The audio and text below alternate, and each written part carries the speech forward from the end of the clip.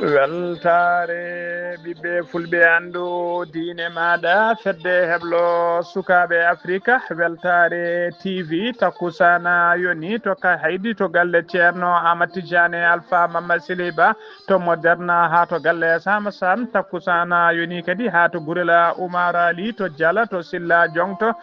to Jofana Sori Kuma to Jowola Rewo to Giraya Rewo to Dondu to Wudduro to Keɗele to Ali Wure to Sadila to Gijiɗona to Kanila ko on takkusan juuɗa ha to galle ceerno Keccel Sar to Ndulumaji ha to galle ceerno Mamadou Amine Ali to Dungaya ko taari ɗum kala ene jeeya e gardiri kabaruji men to leydi Mauritanie gouvernement o leydi Mauritanie ɓe kolliri tigui wonde ɓe pamodiri kamɓe fédération buuseɓe ɓe tewdira nakcoto ɓe pamodiri ko fati e cogguji kilo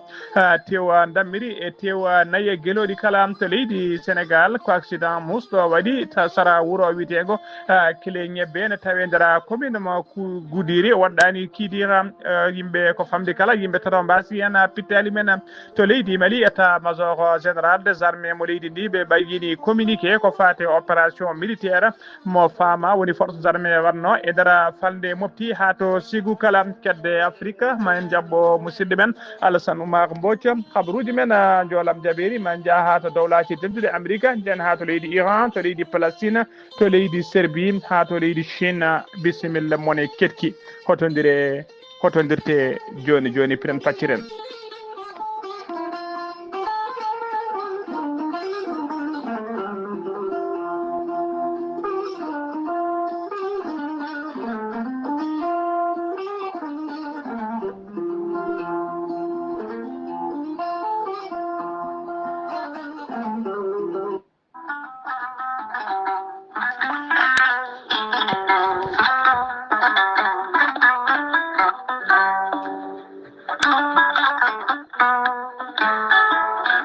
an jambitowo ɓandu musoru ɓandu wuloru ɓandu jaaɗoru koyɗe musoje koppi musoji keceji museje joguiɗo AVC jogui kardiaga neɗɗo tuƴiɗo donkuɗo yaade jama e juma ni jokkoyde e ndam ni yaade haajuji mum goɗɗi kala ngam musalla e joguiɗo hémorroïde gonɗo nder e jalto bowal kala e ñabbuji goɗɗi cuuɗotoɗi e nder ɓalli yogay muɗum kala jokkodire gorel te joni joni mbiya alhamdulillah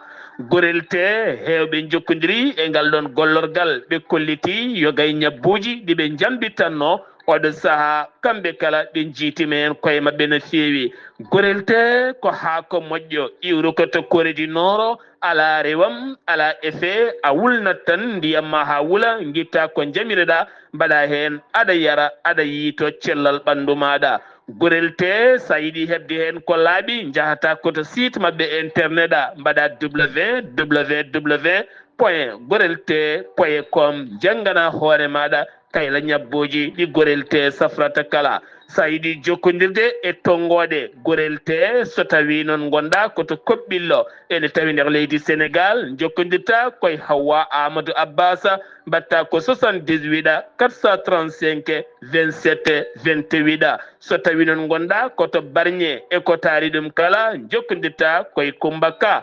77 612 85 28 so tawi noon gonɗa koto Gawol e ko taari ɗum kala jokkodirta koye Amadou Abdoul Agne on noon mbatta ko 77 123 22 97 so tawi noon gonɗa koto Guédiawaye jokkodirta koye Amadou Abbas Ka mbatta ko 70 606 33 43 so tawi noon gonɗa koto Kermassar jokkodirta koye Mamoudou Ngayda 77 542 50 84 so tawi noon gonɗa koto leydi France jokkodirta koye Harouna Ngayda 06 50 99 64 43 musidɓe tedduɓe gorel te ko safara ɓolo tan ala rewam ala effet a yarat aɗa yiito cellal ɓandu maɗa mbadden dando faade ittude ɗeɗo henna ñooke ñookiɗe e nder ɗaɗi men kadi men dañde jama kettode kaburuji mon e demgal pula Afrique, Asie, Europe, Amérique, Moyen-Orient, Océanie. jam nyalle mon musibbe tedduɓe eɗen gone dewo joyiya lewru avril hitande ujunnaje ɗiɗi e nogasi jeegom habruji mon e demgal pular e sowta he ko musidɗo mon sehil mon haali abouba to karallagal ha mbawon yiide en to banggue nate e ɓosoje ko meñi men sehil men saydou abouba hono no mbirune gardini kabaruji men koto leydi Mauritanie paaɗena to leydi Mauritanie noon e rango faade dendagal bandiraɓe yiɗɓe kay faddude yiɗɓe yodde e kala kay saaha yiɗɓe wadde commande uji kay guila ko fati e wutteji dolakaji timmuɗi 3 pièces ha ko fati demi saison ngaji e sabdoruji jettiɗi kala basin riche basin deuxième choix e ha qualité mo jiɗɗa kala doole ma poti kala jiɗɗo ɗina cumti noon tawi jiɗɗa kay ko ñantade faddude jokkodirta koye Makam Mbaye Koutira Amadou Mbaye ɓuuɗo lollide Makam Mbaye Koutira noon atelier makko tawate tigui koto marché Gambie lawol marché Gambie numéro makko téléphone ko 46 85 23 44 so tawi a jokkodiri e makko a waɗi commande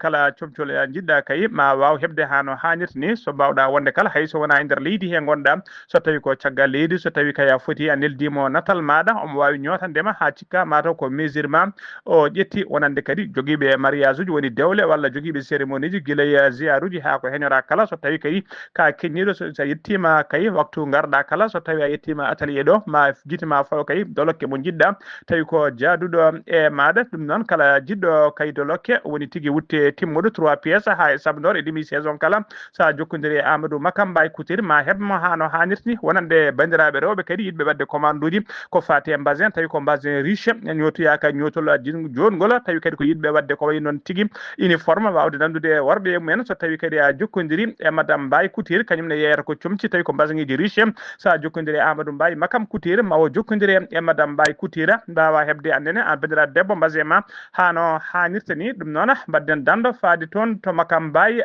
Koutira habaruji men demgal pular to leydi Mauritanie ha joni keddoɗen gouvernement mo leydi Mauritanie ɓe kolliri tigui wonde ɓe joddima ɓe pamodiral heɓama aseta hanki o nayi lewru avril e fédération tawi ko yeyoɓe tebbuji woni buuseɓe e yeyoɓe tebbuji e nder nakcot lamogo leydi Mauritanie ɓe jewtidi ko heewi noon ɓe pamodiri ko fati coggu ɓe taƴi cogguji ɗi noon e oɗo saaha joni cogguji ɓe kawri kay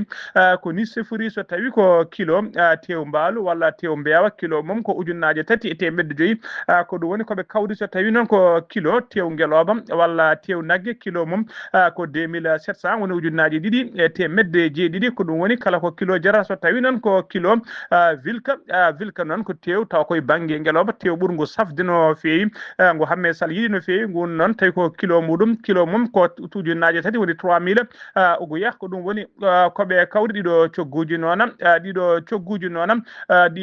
noon ɓe kolliri tigui fuɗɗoto golle mum fuɗɗoto kay ko ñande altine janggo o jeegom lewru avril hitande ujunnaje 2026 ɗina noon cogguji noon kadi ko commission ɗiɗo cogguji noon ɗi keeɓa tigui ko caggal nde commission ngaji kewɗi tawi commission ngaji technique ɓe ministère de l'élevage et ɓe ministère du commerce wondude e yimɓe fédération buusi eɓe joddino kay ɓe mbawi yewtidde haaɓe mbawi tongude ɗiɗo cogguji tawi foof noon ko yidde handade kay cogguji tawi wona kay ñande foof cogguji ne ngabba e nder leydi he ha joni ko gendi Mauritanie keddoɗen dadiɓe halfinaɓe ko fati en nden kay kisala wuuro Ross e ko taari ɗum kala tawi ko koninkoɓe faggori woni douane ɓe wuuro Ross ngo ɓe kolliri tigui ɓe teɓima quantité en tigui tawi ko mawɗo no fewi jaram tawi ko jaram sangara woni dolo ɓe jiiti ɓe sangara noon mo jiida cirola teɓande ndeno ɓe teɓima noon fodde ken wona 50 butel sangara tawi hen butel kala ko 1 litre ko litere wondude 150 canette tawi ko sangara hen kande kala ko 50 centilitre ko brigade régional noon ko brigade régional ɓe hinde BTS kañumen mbaɗi teɓande nde ha joni ko leydi Mauritanie keddoɗen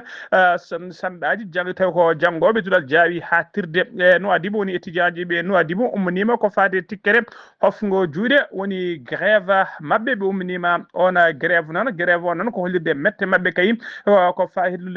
hollirde mette mabɓe kay ko fati gurdam ɓe guuri e oɗo saaha joni e nder université o e caɗele kadi jangde tawtene e nder université o koye ɓe kolliri noon ko fedde noon tawi ko fedde union nationale des étudiants étudiant Mauritanie kanyumen bayini odona kanyum bayini communiqué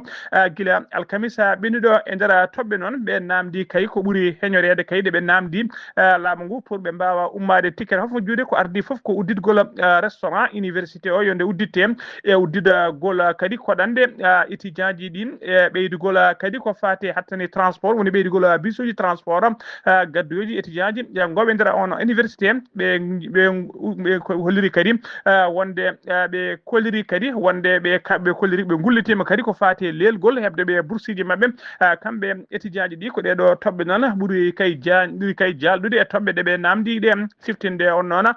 ko hitande hikkande tan odo université udditi koy sabo koy année scolaire wonande de woni 2025 2026 université udditi tay ko université mondo a divo on université non hattani makko ko jabbade ha temedde jeetati sanda woni étudiant université non tawe makko 3 faculté ene tawe makko faculté de sciences juridiques économiques ondude faculté de sciences techniques et faculté de sciences humaines ido faculté ji tadin tawe e dara université wondude institution ngaji didi tawi ko institution ngaji didi ala technologie e demde wonde langue e ko fati traduction woni tigi watdo jangobe ko fati kay e wawde firde demde godde ha joni khabaruji men demgal pula to gendi Mauritanie ha joni e dara nakchota lamorgo leydi Mauritanie ko seppoji gulli jawm wondude metta hulde mette population tawtebe e dara nakchoko dum woni ko tawte dara wuro ngom aseda hankyo ko ben woni sarwobe gaz woni tigi sodobe gaz jeeta woni distributeur gaz kanyumen badi diñu men woni sitting man be badi sitting ko yeso société gaz bitedo somo gaz hulide mette mabbe kay e dido prix gaz jamiradi e do saha joni horejo fedde de nonam tay ko fedde yetobe gazuji woni chef de distributeur bietedo Mohamed Baba o holiri dona wonde dido cogguji kaydi laamu ngu taji o do saha joni holiri kayim e dara jonde laamu taji cogguji 10 na kibe yurtane mabbe haydara ta cogguji tan be koliri hen mette mabbe no feewi non be erima laamu ngu ha tengti non e horejo leydi ndi ha tengti non e horejo leydi ndi kay be mbawi Mamadou Cheikh Al Ghazouani de ummoto tigi e jonde wawa tigi ruttitade e didona cogguji yurnto dido cokkuji e oro saha joni koy ona fannu kedolena ben kay tay ko wadobe transport woni wadobe ya garta autoji transport urbain inter urbain kala endara nokchod ha yahobe kay hakkunde nokchod faade région ngaji kanyumen ne mbadi diñu men walla sepp mena mobundiral men molantengal Allah dum ko aseda hanki oto bo walla laadi diwoje kin ngala nokchod kambe be erima lamungu e odo saha joni ndu yurrito gonka mabbe e cadele guurade e odo saha joni ko gendi Mauritanie keddodena le général de division Ahmed Vala Wul Rais kanko woni chef d'état-major général des armées mo gendi Mauritanie o tawtorama aseta hanki o nayi lewru avril cérémonie tawi ko défilé militaire ko fati mawnin gola so cérémonie gola manditare wattore duubi capande jeegom ko manditare leydi Sénégal ndena manditare non yubbe na ko ton to Thiès o yehi ton non ko ya bismango nortango e bismango woni invitation nando makko sehil makko woni chef d'état-major général des armées mo leydi Sénégal hono vice amiral bitedo Oumar wadda be jewtidi ko heewi non ko fati jokkondirala mojjal hakkunde leydi didi ha tenti non e fannu koniyankagal e ndara nakcorne ambassadeur jodindo leydi Sénégal e ndara Mauritanie o wadi réception pattamle mijo mawninde manditare nde o bismima hen nona jagorde kewde kay o bismima jagogal leydi Mauritanie kalfinangal ko fati guede caggal leydi jokkondirala leydele o bismima kadi conseiller à la présidence de la République bitedo Saleh Wula Dahmani wondude responsable ji kewdi kay yimbe laamu hewbe mbawi bismede o do réception baddo nyalawma hanki o tawi koy mbadi mawninde manditare leydi Sénégal e ndara nakcata ha joni khabruji men demgal pular senno mima ton to leydi Mauritanie ko to leydi Sénégal padenan hakkunde kay Bassirou Diomaye Faye horejo leydi ndi e hore jagorde makko Ousmane Sonko e kala saha kay e dum beydo herjude hono nyalawma hanki o non ko bitedo Baye Mayoro Diopam ko ya jagge tigi coalition Bassirou Diomaye koy tigi jagge coalition bitedo Diomaye président o jiya tigi o erinoma e haalande makko Bassirou Diomaye Faye de wadata limogé woni tigi ni itata ha laaba e golle mum Ousmane Sonko ittudum kay poste wonde premier ministre oɗo saha joni o waɗi noona gila o waɗi ndena haalande noona yimɓe Pastef naaɓe hewɓe no feewi gila e jaggue mabɓe ha e député ji kamɓe kala ɓe jalti bite dejjere moni fof holliri hen mette mum mawde no feewi adi kay haalde ko odona biteɗo Asena Maimouna Bousso on ko député landa Pastef ko kadi ko tigi ko jeya tigi e membre groupe parlementaire Pastef o jeya o holliri hen mette makko mawde no feewi o erima noona nde oɗo kay ittete golle mum ko ɓuuri yawde e jacade saabu kay holliri walla haalnoɓe gueɗe baaɗi ni walla mankude ɗo seeɗa ittama e golle mum nde watte limogé ko noon kadi biteɗo Abbas Fall on ko maire de Dakar kañum koye responsable ji Pastef jeeya on ne wi kay neɗɗo kay ustiɗo hakkille ko kañum tan wawi haalde haaluji baɗini so tawi ko biteɗo Waly Diouf Bodiane on ne holliri on kam holliri tigui wonde Ousmane Sonko on ne holliri ko neɗɗo ɓattiɗo Ousmane Sonko o wi tigui wonde kay yimɓe nde mbattata hakkillaji men no fewi ballitoro muñala jara jaam hunde nde kay hande feeñi kala taw tigui mbawa liggorade ko fate hakkillaji men mawɓe Pastef hewɓe kay e oɗo saaha joni kañumen kala jalte moni foof nana yalta e deƴƴere kay hakkille mum ene haala ko fati kay jaabol ko fati e ndeɗon haalande ha joni ko leydi Sénégal keɗoɗen aseta hanki o naya lewru avril hitande ujunnaje ɗiɗi e nogas e jeegom ko accident musɗo waɗi sanga 18h30 e dow route national numéro 1 to kilométre uji ɗiɗi jaltide e wuuro witengo Fele Ñebbe tawtengo e nder commune mo Goudira ko oto goto noon felɓodiri e moto mo ponoje tati woni ko wiyete tricycle oto noon ko mo hinde Mercedes Benz dognanno oto noon ko biyeteɗo be Fall ko kañuma woni joom pharmacie ɓundu o umino noon ko Frayse omo fati toon to Kidira ndeno ari noon ha kilométre uji ɗiɗi yaltirde wuuro Fele Ñebbe ko ɗon tigui o perdi contrôle oto makko ko ɗon tigui o drapi o wawi duƴƴoyade walla yanoyde e tigui moto wonde motoyde tawi ko moto mo hinde tricycle woni motoji baɗoji kesɗi jollunoɗo yimɓe jeenayo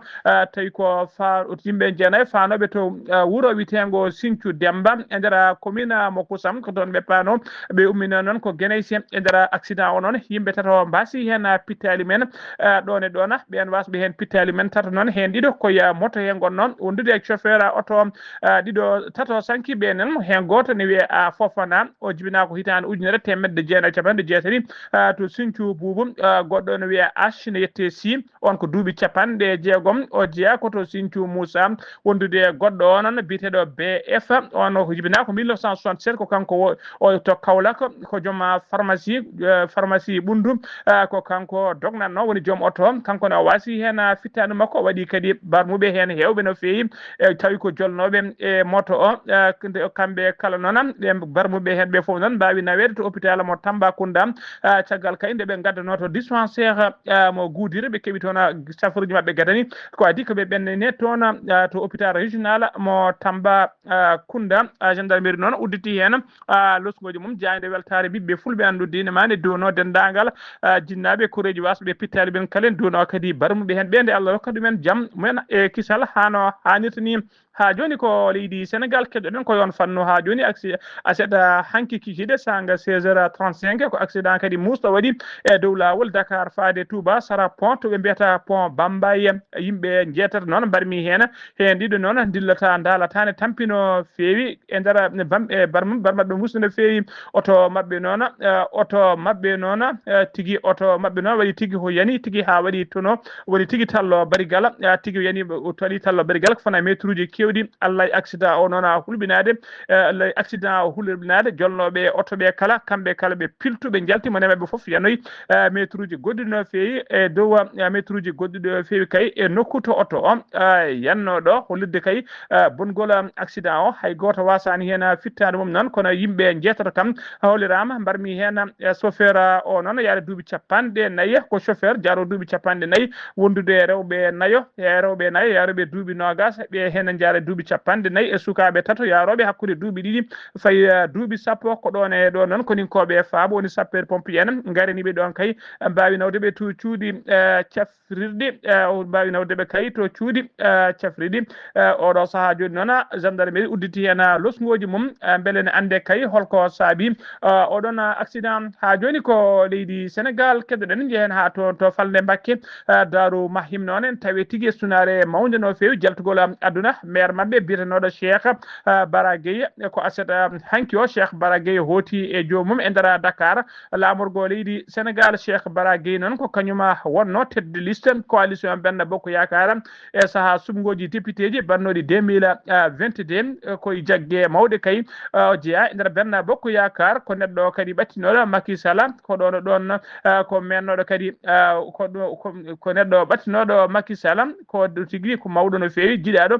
korsinenoɗo e nder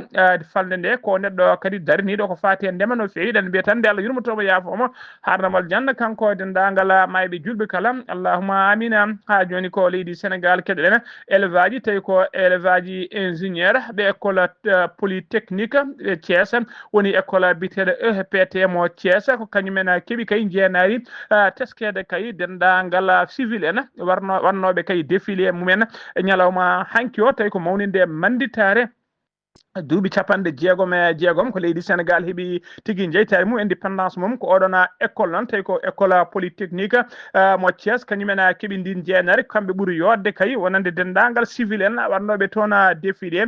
siftinde on noon ETP mo Thiès tawa tigui ko école baɗaɗo kay guila hitande ujunere 1997 tati woni guila 1973 tawi ko le président Léopold Sédar Senghor kañuma mano oɗon école noon heblata ko ingénieur uji e nder Afrique de l'Ouest e nder fannu tawi ko fannu génie civil et génie électromécanique wondude génie informatique et télécommunication kala ko école noon on école noon kanko yalti tigui meilleur kay wadɓe défilé tawi ko défilé civil e hitande hikka nde tawi ko manditare wattorde duuɓi 56 nden manditare noon yuɓɓenako toon to Thiès ha joni habaruji men demgal Pulaar sen ummima to leydi Sénégal ko to leydi Mali paadena to leydi Mali le commissariat de la police mo Kolikoro gare ɓe jiitino ɓe pirti réseau mawɗo no fewi tawi ko criminalité urbaine ɗum noon ko guila ñande 31 lewru maydu mars maydu ɗo ndu ɓe teɓima hen noon sagata goto tumaɗo kay guykaji kewɗi no fewi e trafic de drogue e nder leegal to bitegal Jambere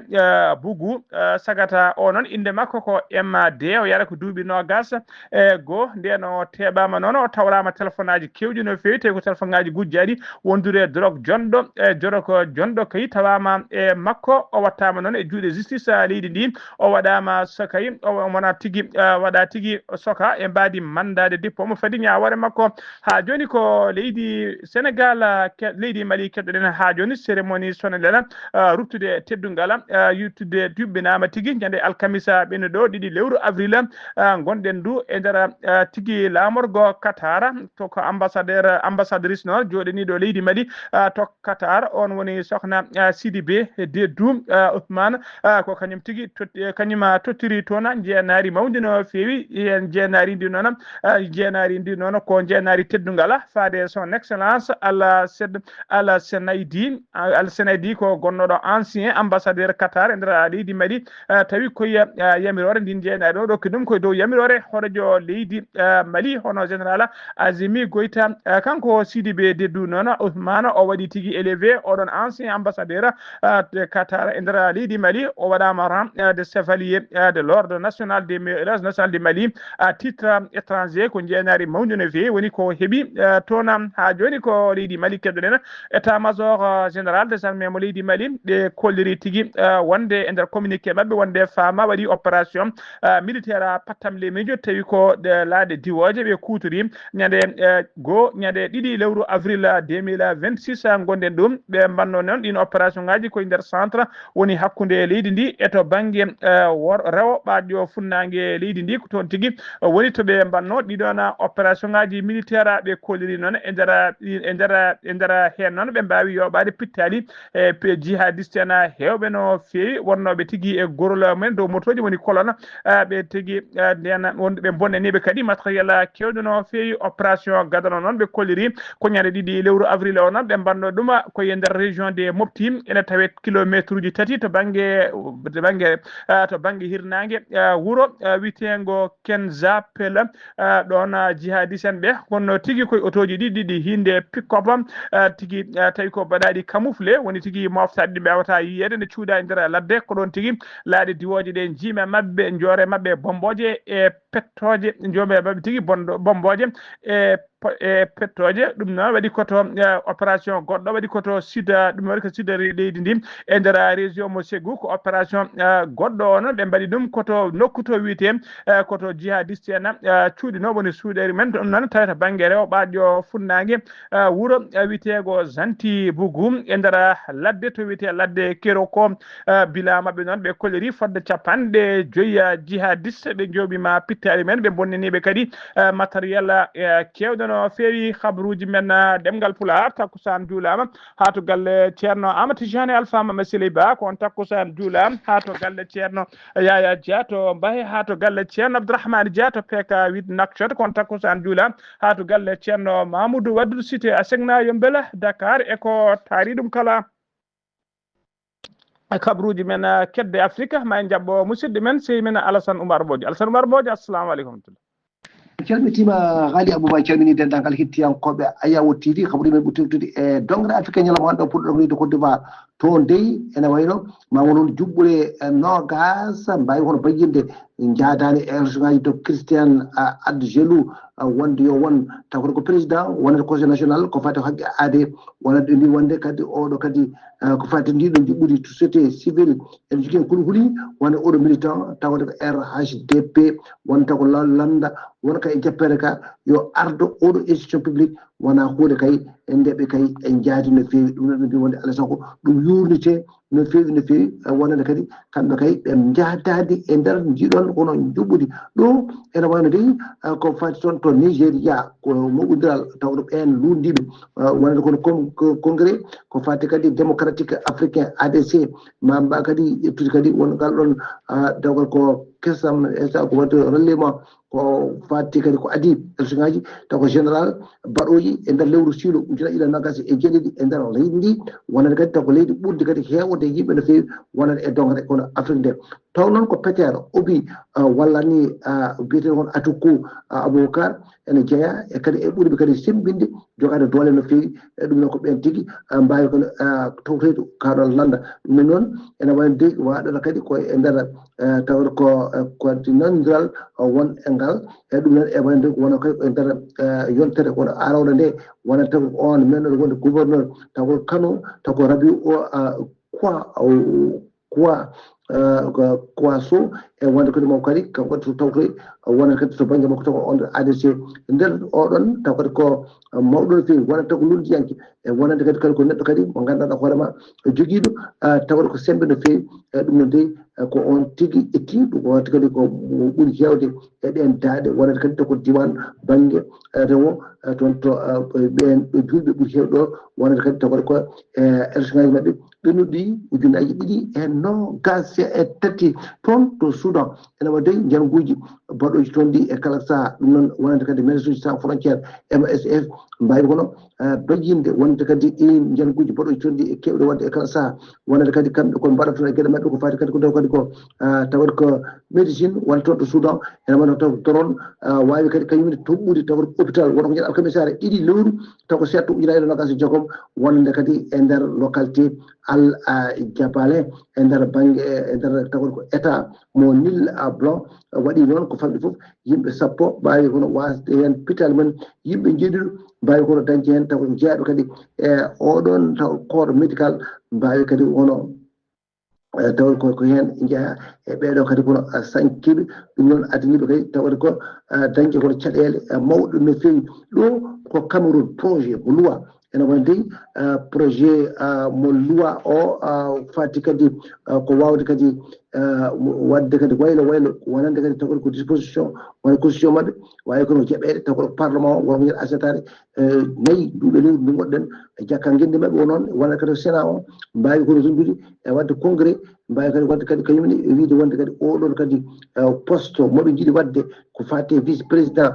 taw kadi ko wawa kono jeeɓede kadi poste mo ganduɗa hoorema ko clé no fewi wonno kadi taw ko on wawi kono lobtade tawde ko gardiɗo kono leydi ndi e wadde e waɗano gueɗe ɗum noon hayso tawi ni lumnogo yadani hen ene wayno ko nde ɗo feere kono ɓe ƴetti Ghali Abouba ko ɗum ɗo tonguɗen habruji men e dongre Afrique e ñalawma hande o taw wonno koye dande musidɗo moon Alassane Oumar Bodji goto koma sandogu ngam weltare Ayawo TV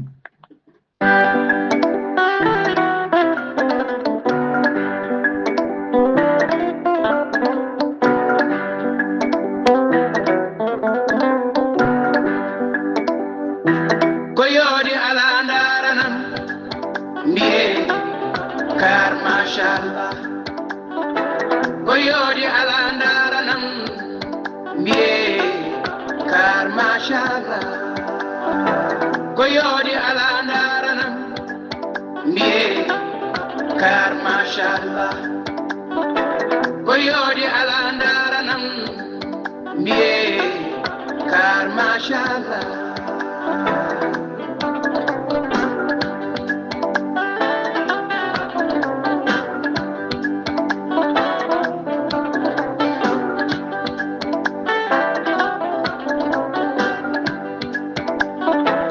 gollal so laaɓiye golle mane laafti ɗum tagi anduɓe ceedima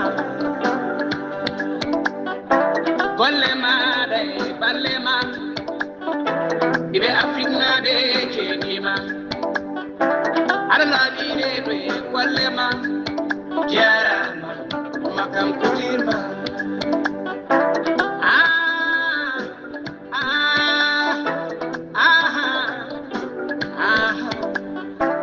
Amadou mo baba Saydou Racine Ba ka lewru ala fayore mojo nene kumbakan jimomo wona yeruba kijibini weltini wemnani samnoɓe tan yo jibinani ɓurado jibinani yalta koyodi ala ndaranam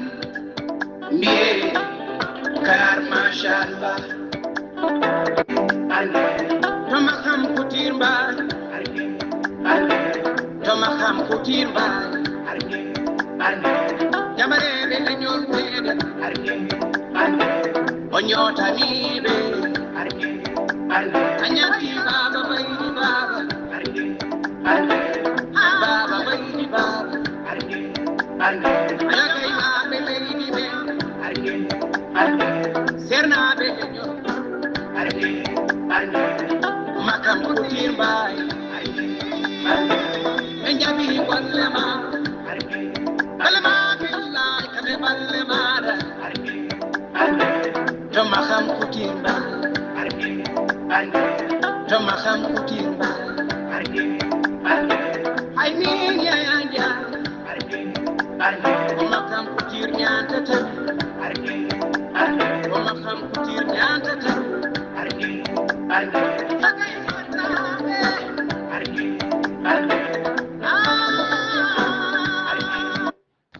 ay min kaali abouba ko makam kutira ñantatami sar abdoullahi sar kañumne yeddata kabruji men demgal pular makam mbay kutir noon kala jiɗɗo jokkodirde mum mbiɗen numéro makko mbatta ko 46 85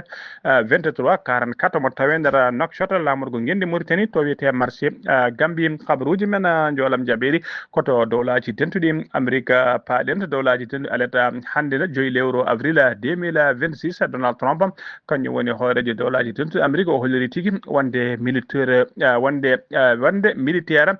tawi ko pilote avion mabɓe kay mo leydi Iran yandinno ñande aljuma ɓennuɗo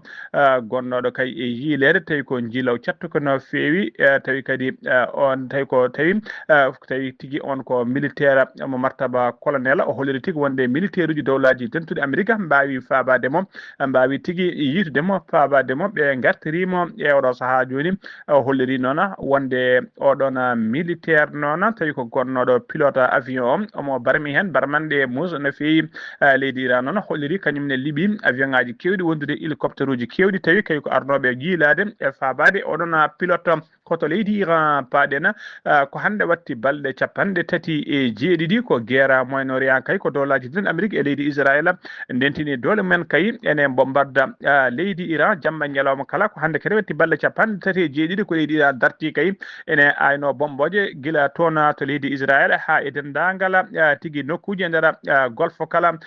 Donald Trump noon holliri jamma hanki o wonde pilote mabɓe kay mo martaba colonel tawi komo avion mum Libanon e nder leydi Iran ñande aljuma wonde ɓe paabima pilote o holliri noon pilote o ene tampino feewi ko barmude hen barmande musde no feewi so tawi koto leydi Koyita toonne ko central ɗiɗi électrique wondude central de Salma woni tigui usine aji battoji ndiyam maayo hango batta ɗum ndiyam belɗam ha yimɓe mbawa yarde ko ɗum woni ko koninkoɓe leydi Iran bombardi toon to Koyti tawi koto Émirats Arabes Unis toon ko drone aji e missilaji leydi Iran kañumen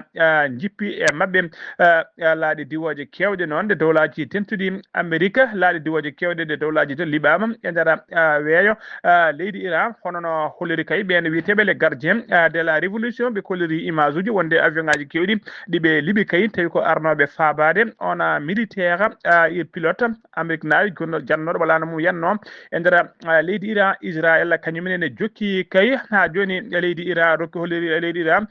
rokki yamirore kay e oɗo saaha joni wonande dendagal naviraji woni batoji tawi ko batoji jeeyaɗi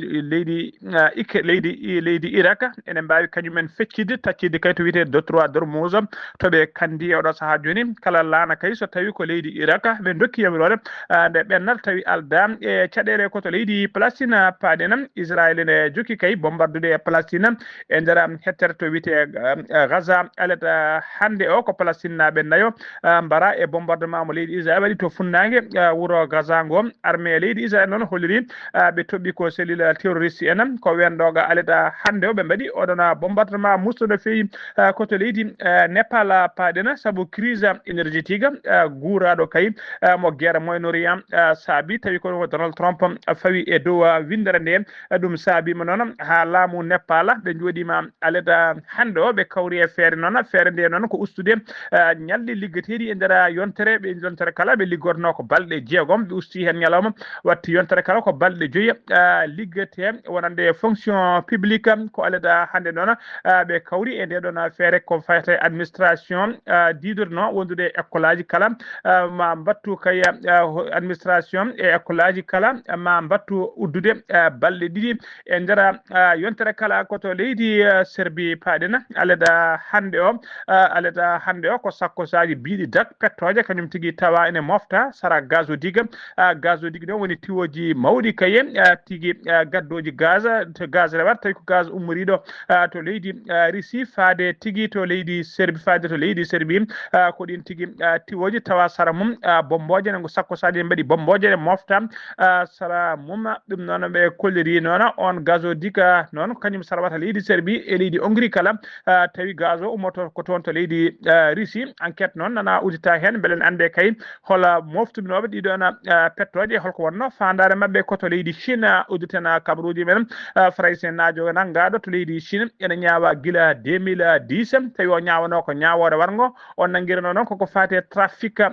drogue o waɗama exécuté woni o warama leggal dande makko ittama aseta hanki o tawi kadi koto nokku biteɗo kanton ene tawe to banggue rewo leydi Chine omo yaranno e duuɓi 60 e duuɓi 2 musidɓe tedduɓe gasi ha laaɓi ceera ko ɗum ɗo wonno komin tonga noon habaruji mon e ɗemgal Pulaar e sawto he ko musidɗo mon sehil mon haali Abouba to karallagal ha mbawon yiide en to banggue nate ɓosoje ko meñimen sehil men Saydou Abouba so tawi ko roɓiɗo Afrique ko Alassane Oumar Mbodj dande welde nde noon e segene belɗo mon toon yimɓe makam mbaykotira